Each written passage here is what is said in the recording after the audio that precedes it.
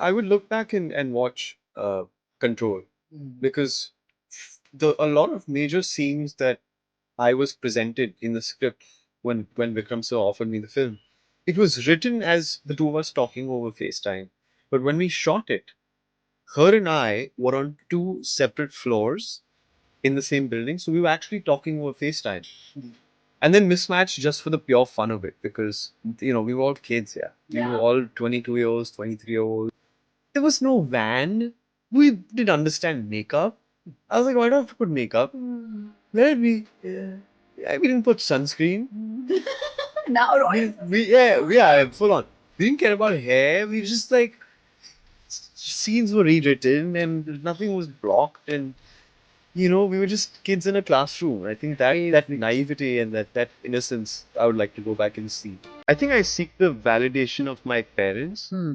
I seek the validation of directors who I admire. Yeah. Okay, tell me something about your biggest fear right now, just given point in time. What's your fear? My biggest fear that I'll never get to do everything that I want to do in this life. But it's coming out. No, it's not. It's not crazy. Like, I know it was a crazy smile. I want to work with the best there is in Indian cinema. Actors, directors, DOPs, technicians. Yeah. I want to work with Shah Rukh Khan. You have to check yourself every day because the world is a messed up place. Look at the world we have. Look at the stresses you have. Look at the jobs you have. Look at the people you interact. Yeah. Look at the news you're getting. Look at what's on TV. It's just crazy. It is crazy. So Yeah, we're in a hard time also right now. oh yeah, also right, like Exactly. right as we speak right now, with what's happening at the border and to two countries, like it's surprising people stay sane. So sometimes mom wanted to take me to a film and she unfortunately didn't have that much cash in her thing, so she took the morning show so we could go and watch. I think Karthik Calling Karthik was the film. Those moments stick with me, Yeah. those moments of. I do want to know if you can describe your most starstruck moment, if you've ever had when you met somebody. So I met John Abraham once back when lending DVDs was still a thing. Yeah. So I was looking at DVDs to rent, and at that point Lincoln had come out by Daniel Day-Lewis, and he came in with I think his girlfriend at the time and his friend, and then he just comes over to me and he just places his hand on my shoulder. I'm like, oh, John Abraham. It's like, how's it going? I say, good. Looking at movies.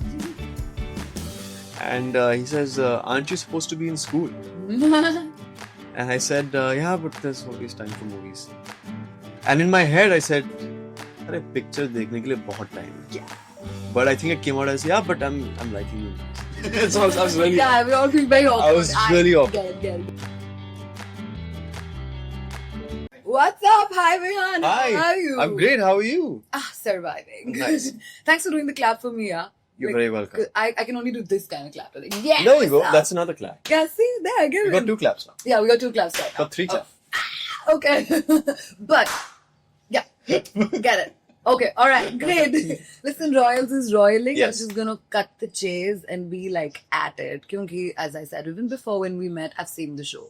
I got to see 4 episodes, then I got 4 more episodes, and now it's all 8 episodes right here. Right here. Yeah, like right in this here. chakra. In my solar plexus. Chakra. Because if it comes out, No. yeah. Solar plexus. Yeah, solar plexus. It's Okay. right here. But, when everybody was kind of drooling over Ishaan and objectifying Ishaan and everything, I love you, Ishaan, still the same. Feelings are there. Yeah. But, I don't know, yeah, now I'm kind of crushing on your character. Thank you. Like, it's suddenly this green flag energy, this really cute, sweet guy, also looking so good. Like, dude, I really feel everybody watches all 8 episodes, they'll start objectifying you more than Ishaan. And come on, you don't even have to show so much skin. There you go. I think I love men in women-dominated fields. So objectification is the goal. But no, on a serious note, I think, I hope at least people have the reaction you do in terms of liking it from one place to another, because when you start off, he's a bit of a prick and he's a bit brash, but then he kind of comes to terms with what he's maybe meant to do. I think that's something relatable that I hope everyone kind of gets. They're like, oh fuck, there's something that I can make peace at with myself. I also kind of like the fact that more than the brat part of it or whatever, he's like, "Bhai, mujhe ye chahiye. Main apne hak ka mangunga because I'm a more responsible son." Like, come on, I also have a sibling. Okay, so between me and my sister, who's the younger one, she 100% thinks she's more responsible than I am. Where I disagree, but whatever. Yeah, I know. I disagree as well. Yeah. I'm like, I'm more responsible of doing more work or whatever. Breaking it is, she's a teacher. So definitely she thinks she's more responsible. Yeah, I could see that. Yeah. I'm a journalist. No, teachers are like you're handling lives, you know. Right. I'm handling actors. Handling actors, you're emotionally mature. I think she has to be more responsible because, one kid starts punching another in the face and you're like, hey, you got a lawsuit on your hands. So. Yeah, that's kind of crazy. Yeah. But I'm going to circle back. Like, I want to understand. Yeah, sorry, we spoke about teachers for a while. We love teachers. Yeah. They should be paid more. I don't know how much they paid. I don't know why I said that. But anyway, let's go. You're kind of right, actually. They are very underpaid. Okay, good. I feel it's a great thing. I was going off the very Western sort of banter about teachers being paid. I actually don't know what they think. But, but you're right. Okay. It's actually true and right here in our country. So Vihaan said it. Let's do that. Yeah. But coming back, when you sort of had to crack that whole, rapport with your brother and still trying to be responsible and at the same time showing him his place where he's trying to be this Mr. Know-it-all. When this is how I'm looking at your character when I'm seeing it, right? It's like a visual representation. So maine dekh liya. But now you have the script and Vihaan is reading that. How did you sort of process your own self? Yeah, I think that's a nice question. I think what was on paper was definitely a lot. All the scenes, the entire arc was fleshed out. And then it came to finding from scene to scene, where is that link? Because if you read the script, it cuts between different, and that's how it's edited. Yeah. But because he goes through so many ups and downs, you need to figure out what he does in between.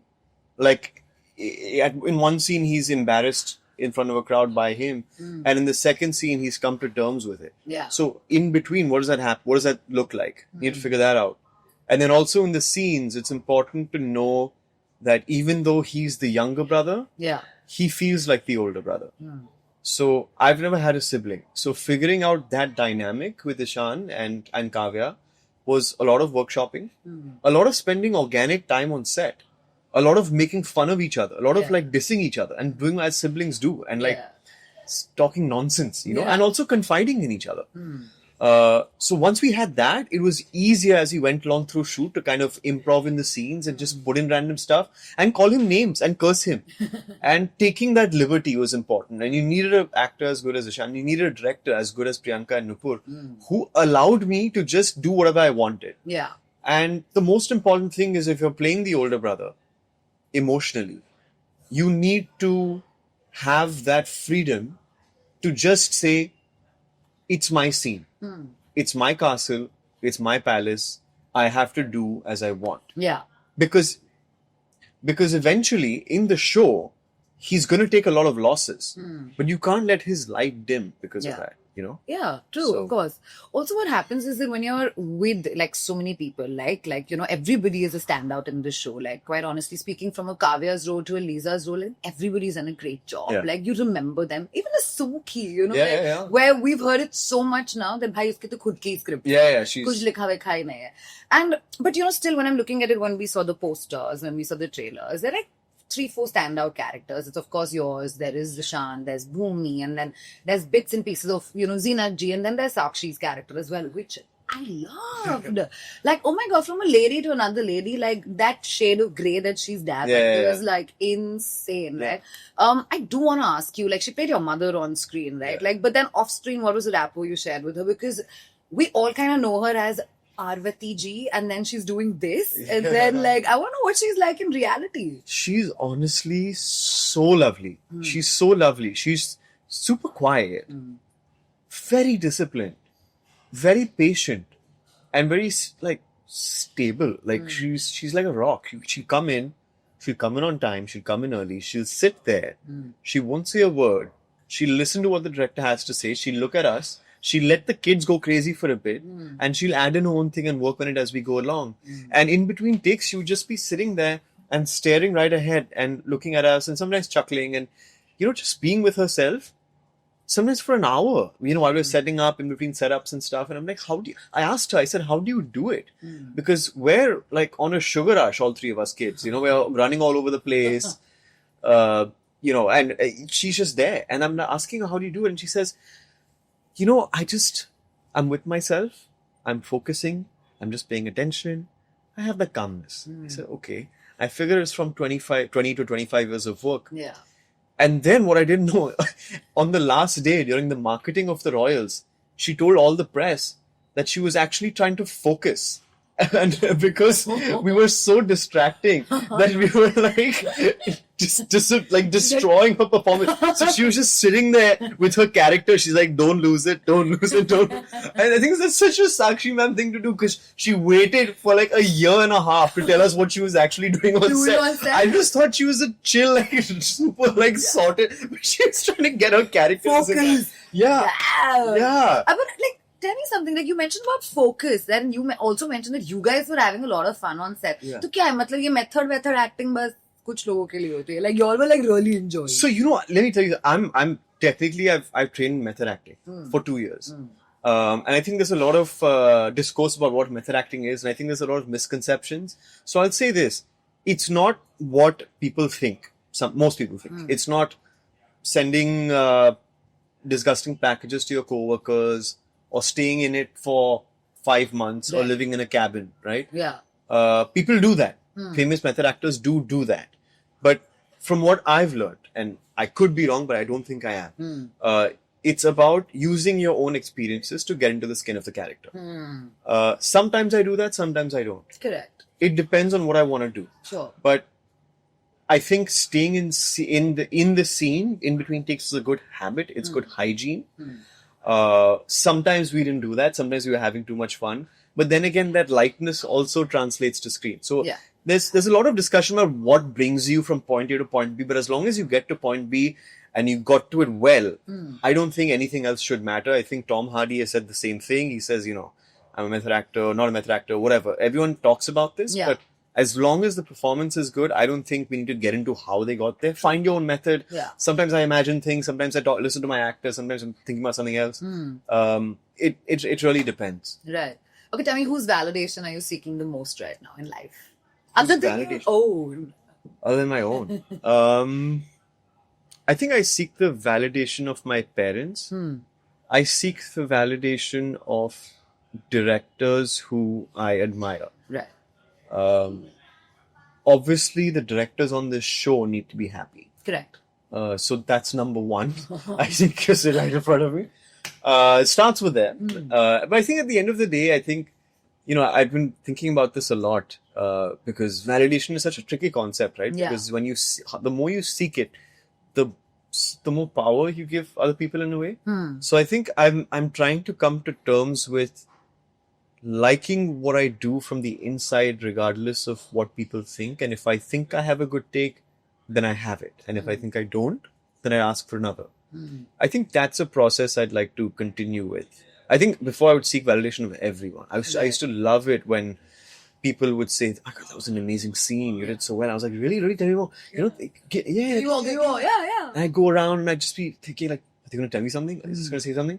And when someone didn't say anything, I'd be like, "Oh shit, maybe it's not as good as they thought." Yeah. But I don't.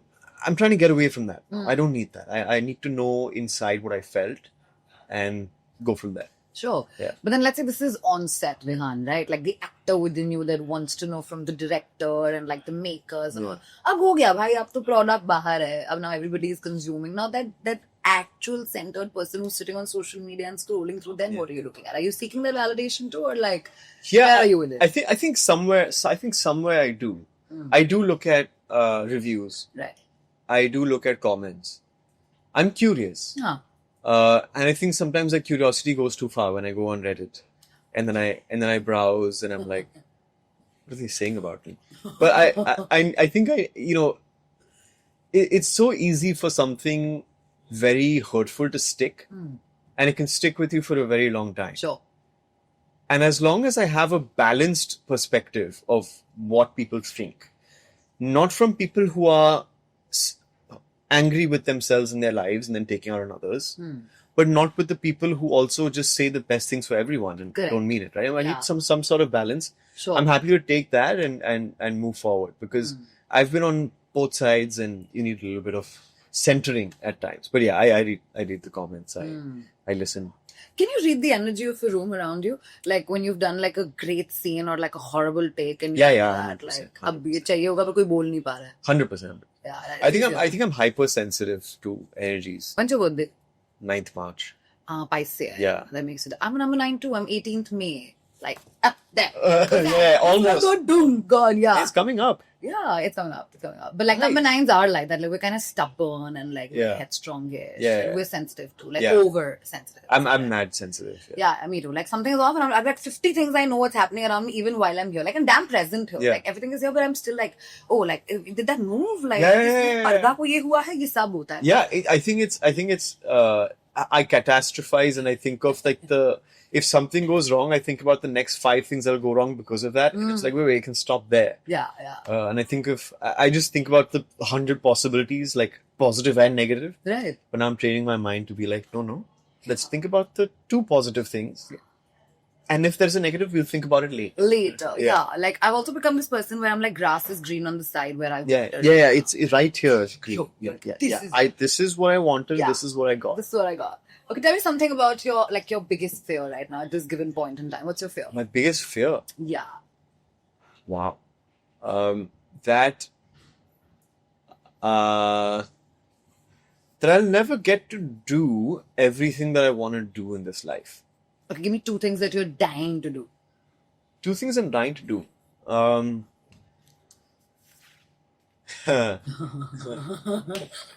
What is coming out? No, it's not crazy. Like I know it was a crazy smile, but it's not psychotic. I genuinely am like, oh, interesting questions. Like I was talking to my therapist about this album. Yeah, like listen, I get that a lot. Like after like a long ass, I was going to say, but after a long interview, I get that this is quite a therapy session. Yeah. Like pseudo personality. What is my fear? What are my goals? Is this all this stuff? This is the vision board that they ask us to make for 25 years and we don't make it. But I think why I'm asking you that question. First, let me give you the why actually. What happens is that you've gotten now where you sort of were trying to get with like to work, right? But you're still sort of itching to do more because you know, okay, listen, the industry is not fully opened up to me yet. There's more possibility, right? Like, so all of that, okay, which I want to hear from you more. And then there's like, okay, wait, what if this happens? What if it doesn't happen? And at the same time, there's a personal side of me. Like, what if I want to go travel here and do that? Like, that segment. Like, that's what thought process is. Because it happens with me. Like, when I'm hopping, like what? I'm doing interviews for almost 14 years now. 14 and a half. You know, so after every interview, I'm like, ab kya? Like, you know, what new can I bring to the table? But at the same time, I'm like, theek hai, to aata hi hai. Yeah. You know, like that complacency. Yeah, it's past the ease of doing it, where it's now like, how can I do it differently? It's not about how can I do it better. It's how can I do it different. Yeah. I know what you mean. I honestly, you know, I want to work with the best there is in Indian cinema today. Genuinely. Yeah. Actors, directors, DOPs, technicians, everyone. Yeah. Right? The best photographers. I want to like work with all of them. I want to learn from all of them. I want to work with Shah Rukh Khan. I want to travel to more than 60% of the countries in the world. I think that's a reasonable expectation. Yeah, for sure. I want to go deep sea diving. Oh, nice. I'm a open water diver. I need to get multiple levels of certification more to get to certain places. I want to see stingrays and wrecks, and I want to go bungee jumping. I want to go skydiving. Nice. I want to open a home for foster kids.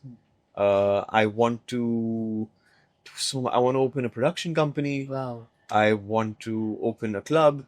Hey, I want to do it all. I want to do it all. And you know, it sounds selfish, but like if the world has unlimited possibilities and I make use of my time, maybe I can. Yeah. But listen, I got very intrigued the minute you said that you want to open a club. That's at one end of things. And then you said on the other end that you also want to have a home for foster kids. Yeah. Right?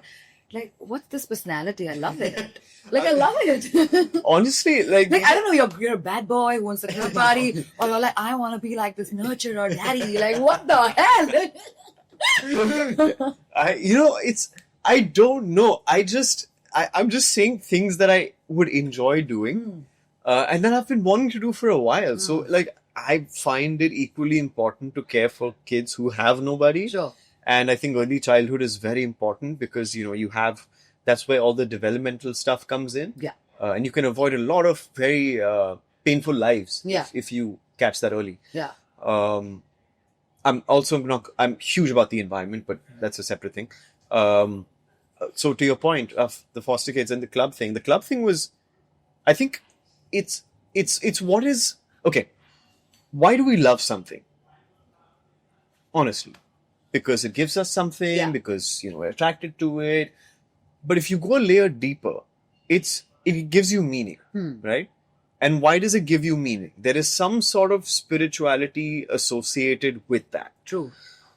Now ask me, are you going to say a club is spiritual, right? I'll just say this. When I was younger and when I would go to certain concerts and festivals or whatever, I was a bit lost. I had not a good sense of self, and I was searching for a rush, a high, from music, from community, from dancing, from a feeling part of something, whether it's a dark room or whether it's a sunny field. Yeah. And I think that kind of helped me go through a confusing time in my life. Yeah, sure. And in a way, it was spiritual to me. And even now, like when I'm relaxing at home, I don't really party that much, but I'm relaxing at home and I put it on, takes me back. I think composition is great. I think, certain techno music doesn't have words in which makes it universal, right? So you don't need to be part of a group to understand it.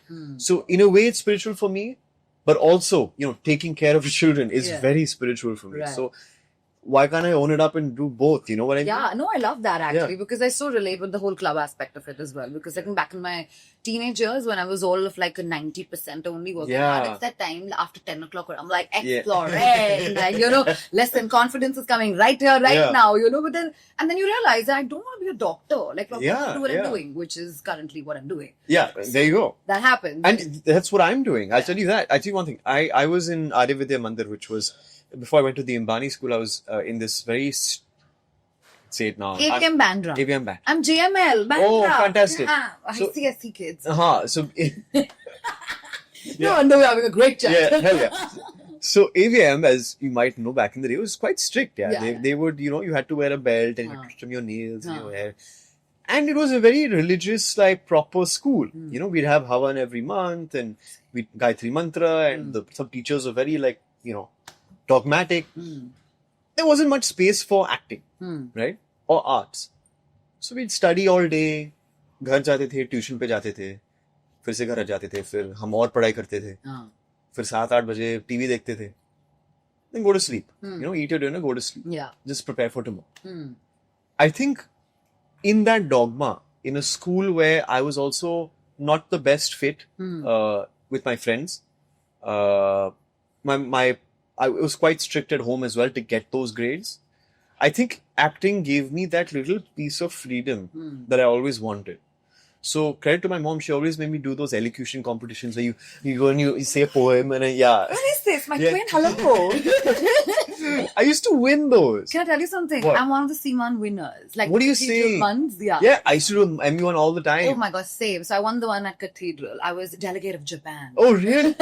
You know what? I think I've done Japan as well. Damn! Let's go. This was insane. They used to give Japan to the guys who were really... would actually... उनको दिख गया था कि spark rolling गया. But you wouldn't get US because US they had to go to someone who doesn't know that. But Japan, you could...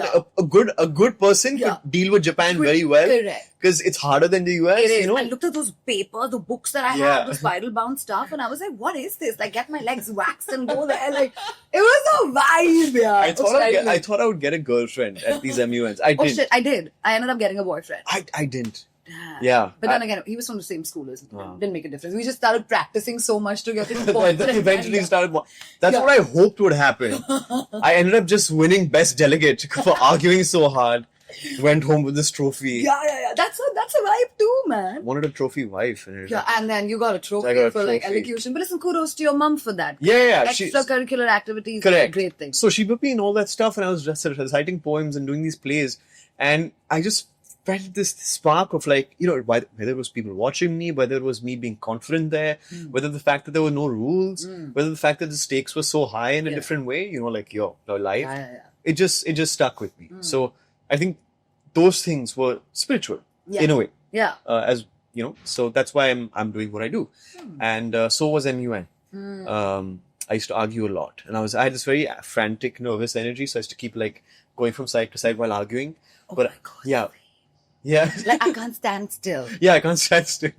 What? Oh my God. What's this? Kumbh Mela reunion or something? So then my first audition, one of my first few auditions actually was for Suitable Boy.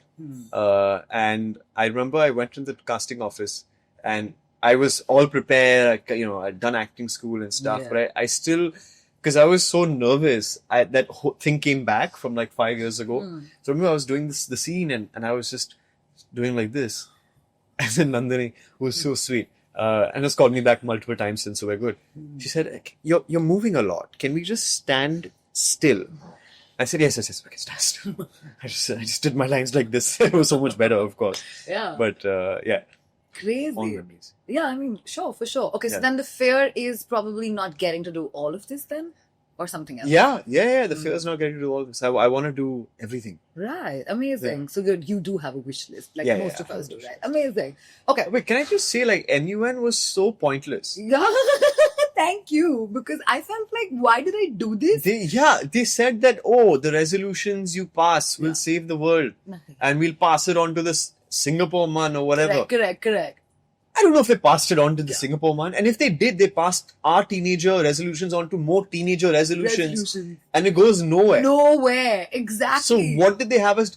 Honestly, I think they just did this to improve our social skills. Yeah. And our argumentative skills. I completely agree. So if you want to be a lawyer, you can do it. Do a man, yeah. Like other than that, you can just be those, in dramatics, you can be a paudha behind and all that. Like, you just do that. That can be your great acting skills in school. Exactly. There's nothing beyond that. Exactly. No, I mean, I remember when even I was back in school, like, I had the singing or dancing ka bahut shauk tha, like, most of us, like, girls. Yeah. But more than that, it was me chatting. Like, I always wanted to be the brain of things than the face of things. But, life has it. Yeah. Now I can't get to do both. Lucky me. But, Manifestation. yeah, man. Full-fledged manifestation. But also, what I do want to ask is, how are you so emotionally involved and evolved at the same time? Like, you're what, all of 26? I'm 29. 29? Yeah. Oh, no. Wikipedia needs to change that. Wrong info. Am I 26? Yeah, man. It's crazy. Stick Really? to 26. Stick to 26. Just like, be 26. Yeah, but like... Okay. Crazy, but still. Okay, 29 does not happen to a lot of men. Like, come on, 34. I know the kind of men I'm dealing with. It's like a range of like... Oh, really? Yeah, I mean, come on. I'm talking to people, even as friends, right? Like, let alone relationships that range from 28 onwards and go up to like 37 in my case, right? 37-year-olds are still 27. What are you saying? Yeah, man. They're like there only. And then probably I feel like 28, 29 years are more like, I know what I want to do in life. Like, I'm somebody who meditates. Like, I'm doing my MMA. And I'm like, nice. Like, at 27, 28, I was probably at one job where I'm still trying to figure out how to write a headline. Yeah. Like, it was that crazy. So, why do you think you're more evolved? Or Thank you. I think I took therapy. I think I thought I was, because I faced a lot of like difficulties earlier in life, I thought I was very, very evolved and very capable of doing everything and handling everything and dealing with everything. What kind of difficulties, if I may ask? Just family stuff, Got it. basically. So I was like, I've come out of this. I had no one then. I'm older now. I'll do it. And then what I later realized is I had developed a way of living, which was some sort of a faulty system to cope with life that was allowing me to go through life relatively untouched. And then there was an issue that came up that really impacted me. And it made me question the way I live, my beliefs, my actions, my thought processes. And I took a step back and I said, well, this isn't normal. Even though it was normalized for a large part of my life. I said, do I want to think this way and act this way and behave this way? And I still, every day I check myself. And I said, no, I can't. And this was getting too much. And I think I had a very hard period for about a year or less than a year, quite recently, where I was unable to function properly. Um, and it made me dial back all of everything. If something is blocked, let's say a pipeline, whatever, right? You turn off the water, and then you disassemble the pipeline and you clean it out one by one, and then you put it back together. Yeah. So that was what I was doing. I was saying, like, let's question everything, let's clean everything, let's let go of it, because I need to be able to sleep at night, knowing that I've done nothing wrong and I believe in myself and I'm here for myself. Yeah. So it took a while. I took therapy. I understood what human beings are like, what thought processes are like.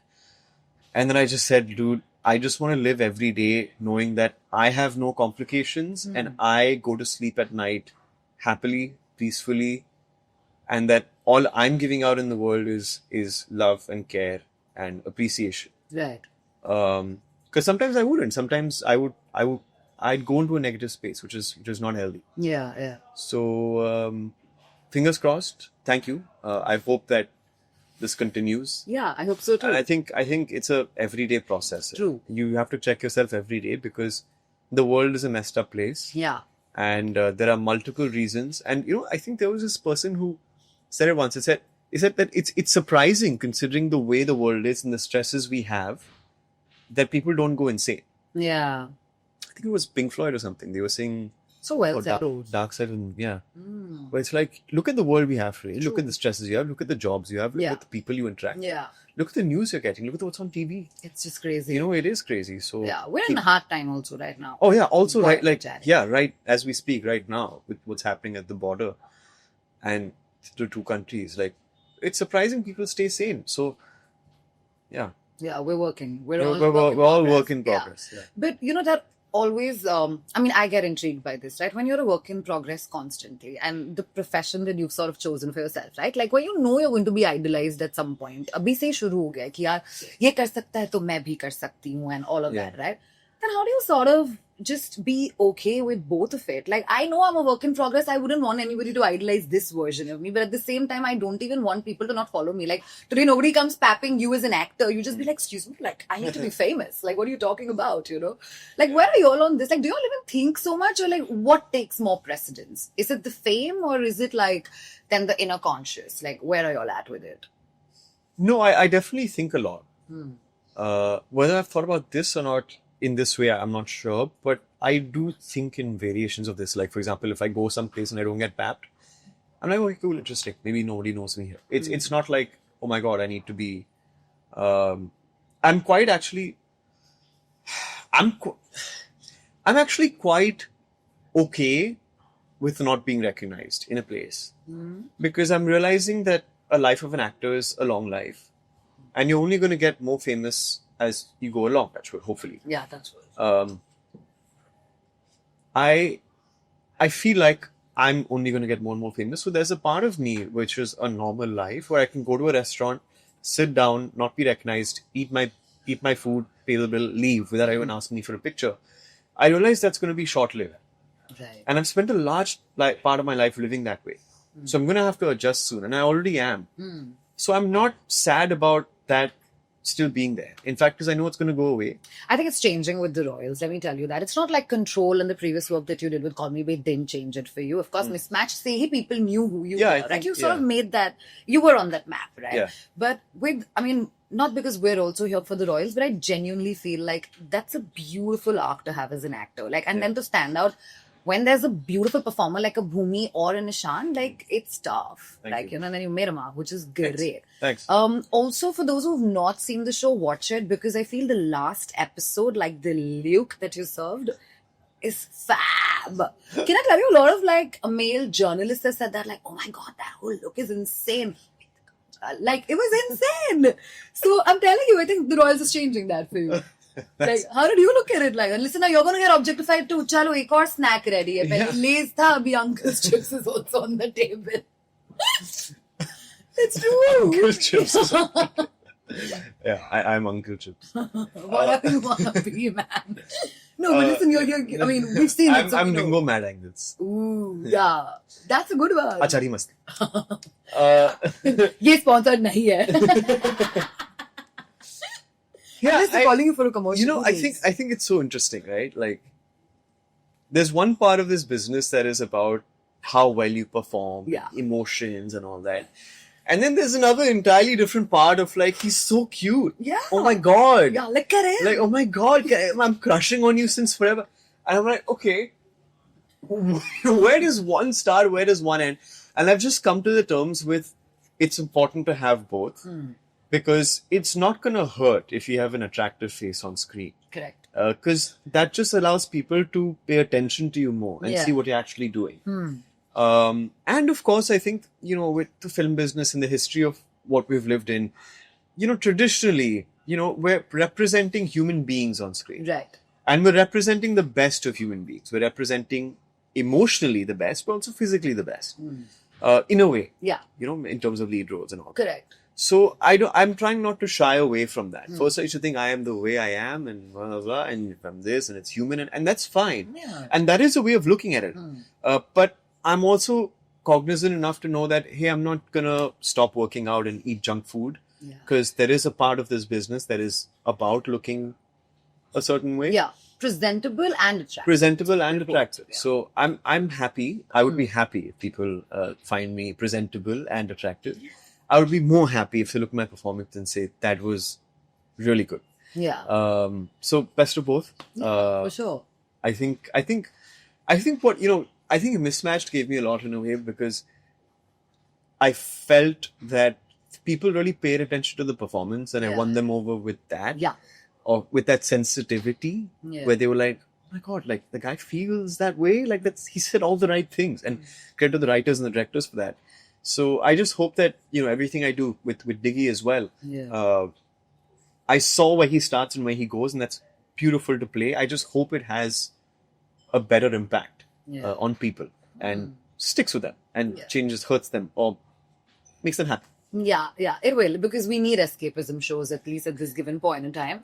Not that always escaping is healthy, but sometimes it is. Yeah, a little bit. It didn't hurt anybody to watch a show that escapes from the current situation. I need to. Yeah. I haven't seen the whole show yet. I'm serious. Crazy. Tonight? I haven't seen it. Yeah, I think last time we spoke, you just said you've seen parts wherever you've dubbed. Where I've dubbed. I haven't seen the whole show, so we're talking right now, and I'm going to go and. Yeah, and you're literally like, what is she even talking about? Like, मैं कहाँ आया last episode? क्या बोल रही है ये? You're just like, हाँ, ठीक है, बोल रही है तो होगा. I thought that was in episode 3. 3, yeah, like what are you talking about? But मैंने dub किया था, but उसमें dub के whatever. Like it's literally there. But I also want to ask you. Today, if you could, let's say, pick any of the work that you've done, go back on that set as a pure observer. What are the few things that you pick about the people on the set, your co-actors, or even yourself? As in go back and see that? Yeah, like just go back as an observer. Like withdraw, take a bird-eye perspective. And be like, okay, wait, this is what Ananya and I did. This is how I'm looking at it. This is what Prajakta and I did. That's how I'm looking at it. Like, I would look back and watch Control because a lot of major scenes that I was presented in the script when Vikram sir offered me the film, it was written as the two of us talking over FaceTime, but when we shot it, her and I were on 2 separate floors in the same building, so we were actually talking over FaceTime. So there was a lot of performances between her and I, even when I'm knocking on the door or she's watching my monologue. Our interactions were limited because we had to be distant. So I would like to go back and see what she did and how she acted to me and how I was reacting to her. Yeah. And like swap between the two. Nice. And I would also like the improv bits we did together, and that was really fun. And I think like I was wondering like, where did that impulse come from? Oh, I didn't remember that. And the way Vikram sir edited it was just beautiful. So I would go back and do that. I would go back and see Eternally Confused because I was on set for 50 days consecutively and there was only one scene where I wasn't in frame. So I'll be a masterclass in just seeing how I have reacted to direction and how I could. Yeah. And now that I'm older, how do I see anxiety and all those things? Yeah. And then Mismatched just for the pure fun of it because, we were all kids, We were all 22-year-olds, 23-year-olds. And look where y'all have come. Yeah, all kids. Thank you. And we're just like, there was no van. We were in a room. We didn't understand makeup. I was like, why do I have to put makeup? let it be. Yeah. Yeah, we didn't put sunscreen. Now Royals. Yeah, full on. We didn't care about hair. We just like scenes were rewritten and nothing was blocked, and we were just kids in a classroom. And I think that Crazy. naivety and that innocence, I would like to go back and see. Yeah. I would like to see the first time we all met each other and Yeah. go back and see that. How that would be. Also, I would just say maintain the rawness. It's fun. Yeah. Sometimes when you maintain that, when you retain it, like how you were back then, and Yeah. that sort of just carry forwards and everything, Yeah. it's really refreshing because we get carried away by the fakeness of things. Yes, I agree. Yeah. But simultaneously, it's also hard to ignore all the parts of the business that you imbibe as you go along. Because you see other people doing it and you're like, okay, you can ask for a check. Okay, Yeah. you can ask for another take. Sure. Okay, you can say that, no, I wasn't, blah, blah, blah. Okay, you can, you can do this and these tips and tricks that you use to kind of help your performance along. Yeah. Before, it was just like sit in front of the camera and be like, now it's like,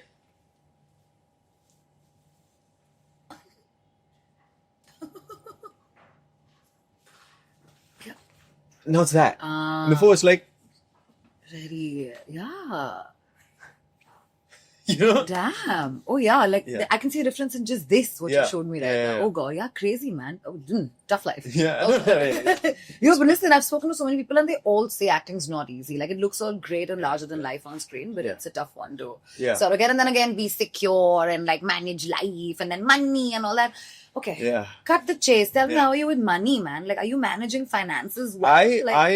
So, I like to think I am. My mom was and my dad also was very good at teaching me the basics of finance. I have an economics minor. I've always been interested in finance, especially because my mom and dad went through a tough time when I was growing up.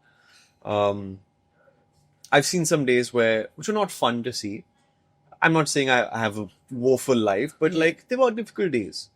Sometimes mom wanted to take me to a film and she unfortunately didn't have that much cash in her thing. So she took the morning show so we could go and watch, I think Karthik Calling Karthik was the film.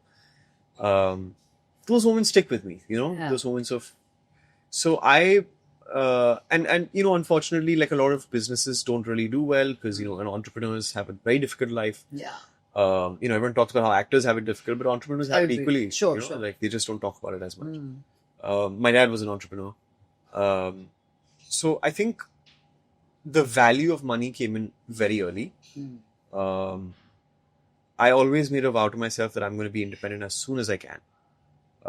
I wanted to always, and I am today, I always wanted to have my own home, which hopefully will happen soon. Hopefully. Yeah. Fingers crossed. Fingers crossed. I always wanted to just have that feeling of being an independent human being. Yeah. And I've been wanting to work ever since I graduated college. So ever since I was just 21, 22, I said, "Mujhe kaam karne do." And I did. I got a part-time job in the US teaching study skills to children in public schools all over. Life comes a full circle. Now Yeah. I know the love for teachers. Yeah, there you go. So I have a lot of respect for it. I learned about investing and saving very early. I was quite a penny pincher earlier. Now I've come to a balance. I do have some money wounds that maybe I've worked on. Now I give with pleasure. I give with love. I say thank you. There's this thing that we say arigato, which is, yes, we say, arigato. Please take my money. Yeah. You've done me a great service. And I think with that process, you also receive more. And I will say this. I felt that early on, maybe I got taken advantage of with certain contracts or financial things. And for a long time, I was very hurt and very stuck up about it and very angry about it. And now I'm kind of like, I needed to go through those things to become the person I am today, to understand self-worth, to understand value, to understand and get rid of the fear of asking. Right. And to be able to give more. So now I can ask fully, receive fully, and give fully. Before I would ask less, receive less, and give less. And to break that chain, I need to go through some pain, go through my own self-journey. And now hopefully I'm in a good place where I feel like I'm getting my worth and I'm giving my worth and everyone is happy. Fab. So I just want to say, like, I grew up thinking like actors are paid like 6 crore and 20 crore and 100 crore, and they're getting this and they're getting that, and they have 7 vans and like 25 staff. And then I did my first project, and I was like, I don't feel like much of an actor right now. I feel like I'm a daily wage person.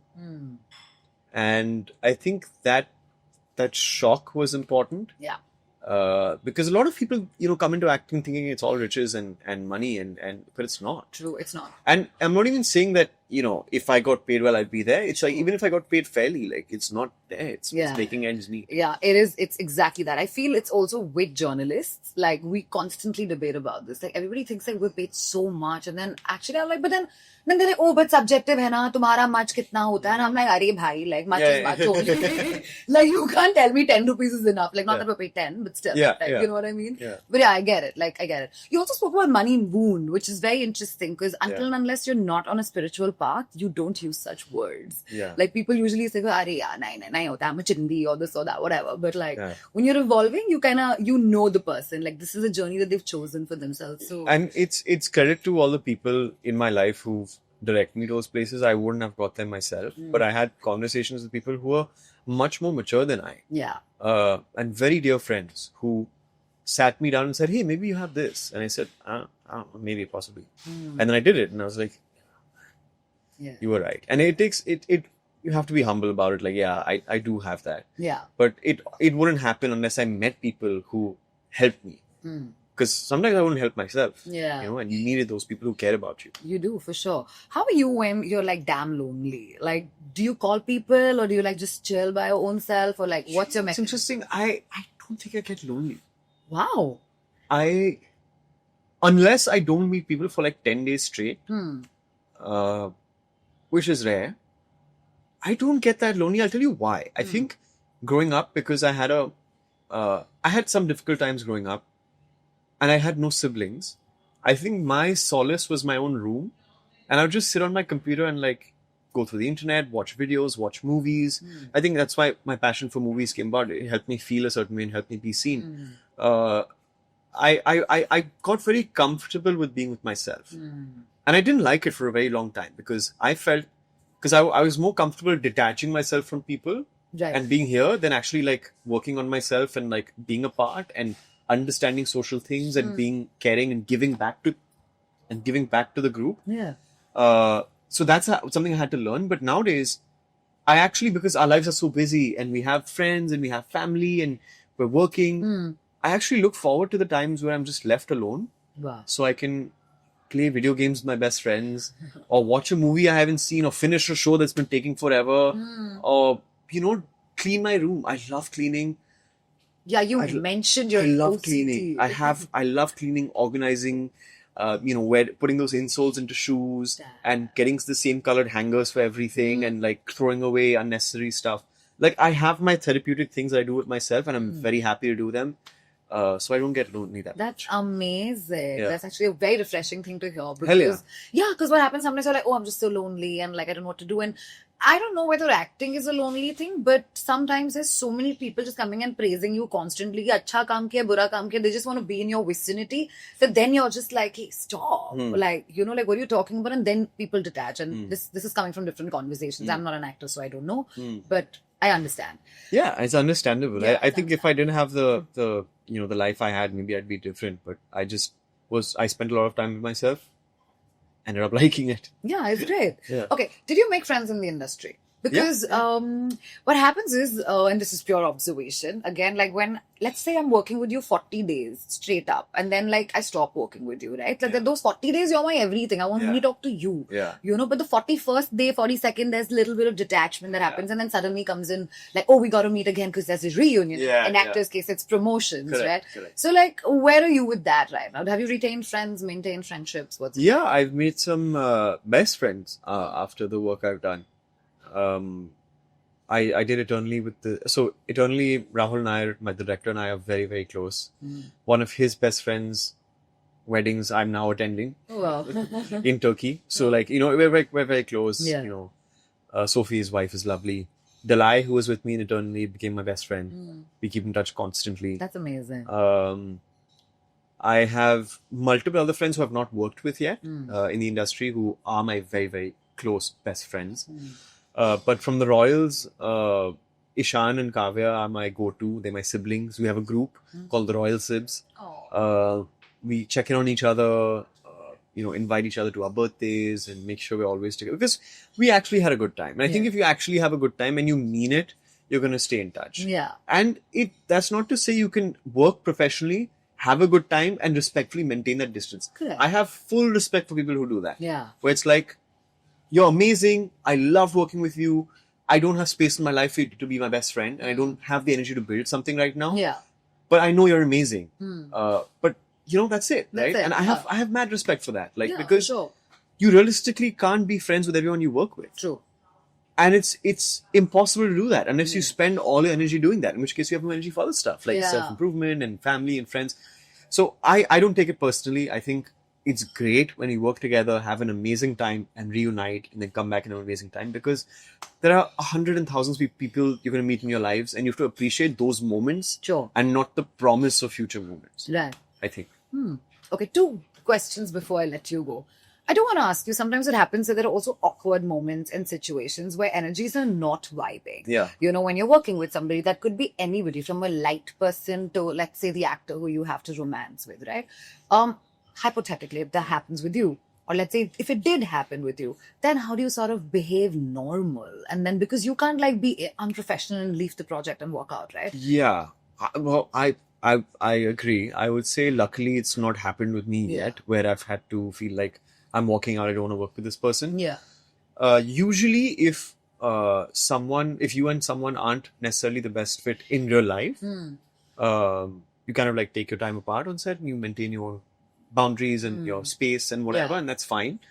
Then maybe 1 or 2 people like that where I felt like maybe they and I didn't get along as well as other people. Yeah. In which case it was never a problem, because when the camera would be on, fully there. Yeah, the actor takes over. Fully there, very professional, not a problem, not a fault, full respect, and that's it. You disengage and that's it. And that's what's most important. I do want to know if you can describe your most starstruck moment, if you've ever had when you met somebody who you've not worked with but wish to work with, or otherwise. I've met a lot, actually. Oof. So I met John Abraham once, back when lending DVDs was still a thing. Yeah. And there was this place on 16th Road. I exactly know what you're talking about. Yeah, I know. Which you're talking about this now? What, Shatranj ke baad? Yeah. Before that Ambedkar Shiv Sagar, before Shiv. Yeah, okay, great. I know which road this is. This side. हाँ, समझ गए, ठीक है. हाँ, तो वहाँ पे used to be able to rent DVDs, and उस वक्त पे I was in my school phase. I had my whole braces and curly hair and all that. And I had braces too, but I got removed in 3 months. I got braces twice. आपके दांत ठीक हो गए मेरे. हाँ. They got once and I got second time in college. And I removed 4 teeth. So I had khattas over here and oh God, just to make that bridge happen. man. Crazy. Yeah, now you have great teeth. Hi. See, that's when you actually have braces twice. And then you have it for 2 months, it's like this. Get it again. It's worth I don't want. I'm 34. See, that's the last thing I want. Hi. Invisalign. नहीं चाहिए. तुम करो सारे plans. Actually, your teeth are lovely. I mean, they're okay, but they're not as straight as yours. Like. I spent like 5 years with these things on, man. But आपको तो actor बनना था. So that's why I had to. Yeah. Works. But coming back. Sorry. So John Abraham, DVD. So he came in and he was this. So I was looking at DVDs today, and at that point Lincoln had come out by Daniel Day-Lewis, and he came in with, I think, his girlfriend at the time and his friend, and I was just looking at DVDs and I was just like, okay, and I said, okay, he's a celebrity. You saw him. It didn't occur to me to ask for a photo or an autograph. Yeah. And I said, okay, let's just not bother him because he's going about his day. So I'll just do my thing and he'll do his thing. And then I'll just tell my mom I saw John Abraham. Yeah. Right? Yeah. So I'm looking at DVDs and all that. I'm looking at, okay. And then I pass him. He's looking at stuff. And then he just comes over to me and he just places his hand on my shoulder. I'm like, oh, John Abraham. He's like, how's it going? I said, good. Looking at movies. And he says, aren't you supposed to be in school? And I said, yeah, but there's always time for movies. And in my head, I said, अरे picture देखने के लिए बहुत time है. Yeah. But I think it came out as, yeah, but I'm liking the movies. So I was really, Yeah, we all feel very awkward. I was really awkward. Get it. And then he's like, okay, cool. And he went away and he started like looking and chatting and he started picking movies and stuff. So he was asking the guy for recommendations. And I think I also came in at one point and I was like, yeah, Lincoln is good. It's like 14. And I was like, yeah, Daniel Day-Lewis is very good. And I walked out with a copy of A Serious Man by the Coen brothers, which is still top 10 best films of that I've seen. So I remember that memory. I remember being starstruck then. I was like, oh my God, like he came up to me. He knew I was going to be an actor. And then I also had this memory of Farhan Akhtar because he was, there was my Ambani school ka annual day or whatever, and he had attended. And maybe I think his daughter was performing or something. And I walked outside and I was starstruck because I love Farhan. Yeah. And I said to my friend Vishwang, I said, I need to get a photo with him. He said, cool. Went up, said, hi, I want to be an actor. Can I get a photo with you? And I think it didn't make sense in his head. He's like, you want to be an actor, so you take a photo with me. And I was like, yeah. She said, okay. I took a photo with him. And then I have it. And like 8 years later, I was working with Excel on it only, Confused and Ego Full Up. And I met him. Damn. And I think I caught him at a very awkward time because he was just exiting the restroom. And I was like, Farhan, I have this photo. He's like, where is this from? And I'm like, so long ago, don't ask. I don't look like that person, but hey, I'm back. And he's like, good man, congratulations. You told me, I want to be an actor. I'm working with Excel. Yeah. Damn. So I've been starstruck by also a lot of other people like Ricky Ponting and Satyen Dulkar. Oh my God, Ricky Ponting was my all-time crush. Yeah, he's great, right? Back for Australia, looking so good. And yellow being my favorite color. No sense, but you know, again, it's just the same thing. Ricky Ponting was a vibe. Ricky Ponting was a vibe. Yeah. Oh, damn crazy. So I have a story with John too, but I'm going to leave it after the podcast. Okay. Otherwise, we're going to be sitting Yeah. the whole day is going to be just you and me chatting. Hell yeah. Because this is what two people who stay in Bandra, this happens. You're like, ye bhi hai, school bhi hai. This is too much to chat about. Okay, parting note. What's up? What's next after Royals? Nothing. You can't talk about anything? Or Nothing. is this I can't talk about anything, but also not that much because I think last year I had like 5 things in the pipeline unreleased. Right. I don't have that many unreleased things, but I can't talk. Damn. Okay. Tough part of being an actor Yes. also. But good chat, Vihaan. Yeah, amazing chat. I loved it. Same. Likewise. I feel like more to come, of course. Hell yeah. More projects to come as well. I And hope then so. I'm going to catch you next when you can talk about all of those also. And then probably we'll have more stories to talk about. And in the meantime, we'll catch all the IPL players and say we met this one. Yeah, like Vihaan. I also met Saurav Ganguly while we were shooting the Royals. What? Yeah, so What are you saying? we were in the hotel and the Delhi Capitals had come to play in Jaipur. So we all heard that we all heard that Saurav Ganguly was in the hotel, and I was like, oh, fine, whatever, I'll miss him. And then I was walking back at 11 o'clock, and then he was in the bar with his like entourage of 12 people, and I was like, should I? And I was nervous. Because, Dada with his like t-shirt, he's iconic. He's iconic. I was nervous. I've never been nervous like that. So I went in and I walked in. I could see all his cronies looking at me like, who's that? But I think he's done it so many times. He knew we were coming for that. So he made eye contact right away. He said hi, came in, took a picture. And then like 2 days later, I saw him at the gym. He's like, he waved at me. Oh. And then his assistant or close friend, I believe, came and started talking about our show and asked when it was out and stuff. Wow. So it was a nice melding of two cultures. That's sweet. That's amazing. Yeah, but I know what happens when you meet like cricketers. This is the thing that I bumped into Kapil Dev at St. What are you Regis saying? in a lift. What do you see? And he's walking around. I'm like this, Oh my like God. full like zonked out, and he's smiling. And now, what does one do? Like just like, hi, huge fan. Like you will talk. Like I'm fumbling like a crazy person. I'm like, Kapil's a huge fan, and he's just like, thank you so much. I said, I wish you could play more cricket. And then I'm like, what the hell am I saying this? Like, oh my God. And then imagine we're there, like I think 20th floor all the way to the ground, 9th floor that Regis has. Now I should ask for a picture. But what have I done? Because now I'm like, why did I say this? Like, what's wrong with me? So till he exits the lift, I'm like, hi, can we do a picture?